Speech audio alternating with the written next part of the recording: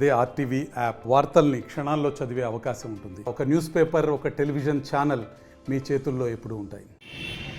మద్యము మన YSR party, Congress party 2019 నుంచి 24 ఎంత పారదర్శకంగా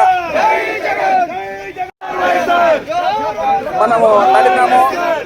ఇప్పుడు ప్రజలకు ఇప్పుడే తెలుసు. ఎందుకంటే ఈ కూటమి ప్రభుత్వం వచ్చి ప్రైవేట్ వ్యక్తులకు ఇచ్చి లిక్కర్ స్కామ్ చేసి, ఎందుకంటే ఇప్పుడు లిక్కర్ని అక్కడ వాళ్ళ ఆఫ్రికా నుంచి తెచ్చి ఇప్పుడు స్పిరిట్ అంతా ఇప్పుడు ఆఫ్రికా దేశం నుంచి వాళ్ళు ఎలక్షన్ కింద ముందే అయిపోయినారు.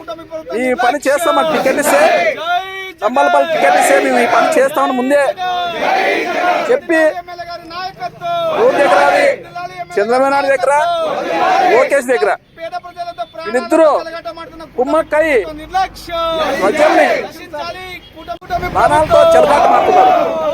ఎక్కడ చూసి ఎక్కడ పోయినా ఎక్కడ చూసినా కానీ ఎంత సాపులు వల్ల తాగేదంటే అక్కడే సాపులు అక్కడే పడిపోయి చనిపోతున్నారు. దానికి అసలు వాళ్ళకి చీము గుట్టినట్టు కావట్లేదు కూటమి ప్రభుత్వం. తాగినారు 10 మీద సాయం లేని మాకు లాభం వచ్చేస్తాలనే విధంగా ఉన్నారు ఇప్పుడు.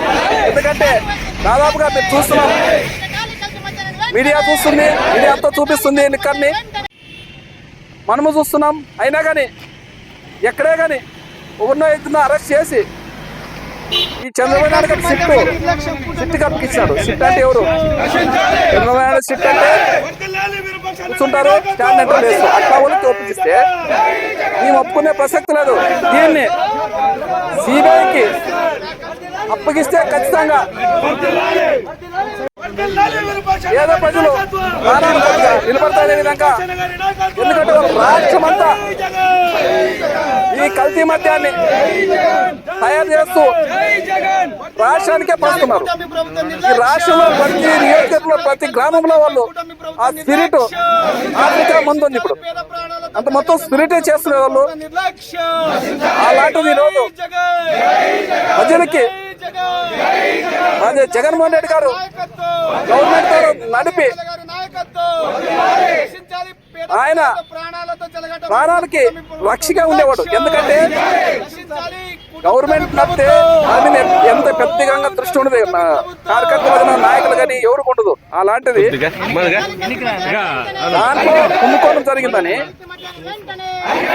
దాన్ని మభ్యపెట్టే కోసం, వీళ్ళు కుంభకోణం చేసేదాన్ని మభ్యపెట్టే కోసం భాస్కర్ రెడ్డి అయితేనేమి, నితిన్ రెడ్డి గారు అయితేనేమి వాళ్ళ దగ్గర అసలు ప్రూఫ్లే లేవు. ఏసీబీ కోర్టు అడిగితే సిట్ని వాళ్ళతో అసలు లేదు, ఏది లేదని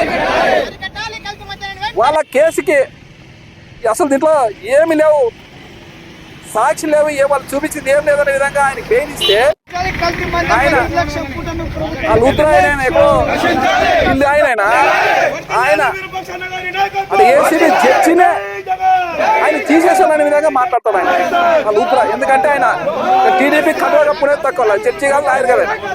అలాంటి వ్యక్తుల్ని పెట్టుకొని ఈరోజు చంద్రబాబు నాయుడు చర్చిలు బెదిరించుకుంటా వాళ్ళు ఏమన్నా న్యాయపరంగా ఉంటే చర్చిలు అంటే న్యాయపరంగా చేస్తారు. ఎందుకంటే హైకోర్టు, కోర్టులు అంటే ఇప్పుడు నడుస్తుంది, వ్యవస్థ నడుస్తుంది, ఒకటే కోర్టు ద్వారా నడుస్తుంది. ఎందుకంటే ఈ జనాలు కూటమి ప్రభుత్వం వచ్చినాక అసలు ప్రాణానికి రక్షణ లేకుండా అయిపోయింది. అలాంటిది ఈరోజు చర్చిలకన్నా రక్షణ లేకుండా బెదిరిస్తున్నారు జడ్జిలు. మేము చెప్పినప్పుడే బెయిల్ ఎలా మేము ఎప్పుడు లోపకేసి తీసుకోవాలనే విధంగా జడ్జిలు కానీ బెదిరిస్తుంటే ఎక్కడ రాజ్యాంగం ఎక్కడుంది మన ఆంధ్రలోన? ఎంత అన్యాయంగా, ఎంత అరాచకంగా నడుస్తుందంటే అంత అరాచకంగా నడుస్తుంది.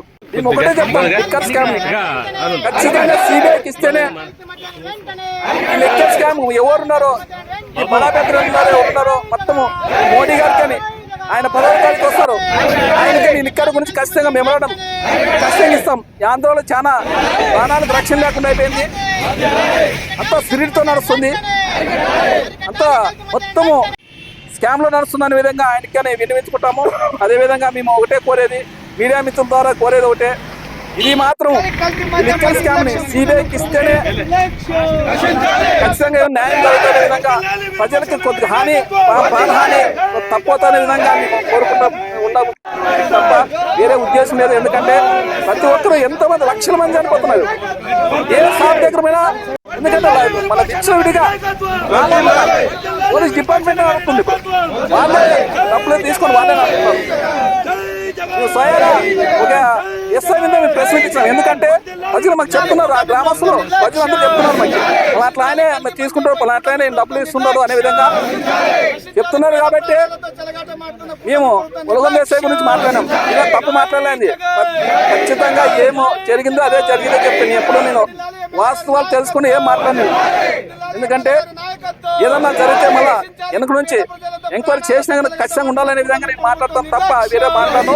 మేము ఒకటే కూడా లిక్కర్ స్కామ్ మీద ఖచ్చితంగా సిబిఐకి ఎంక్వైరీ చేయాలనే విధంగా మేము కేంద్రాన్ని కోరుకున్నాం.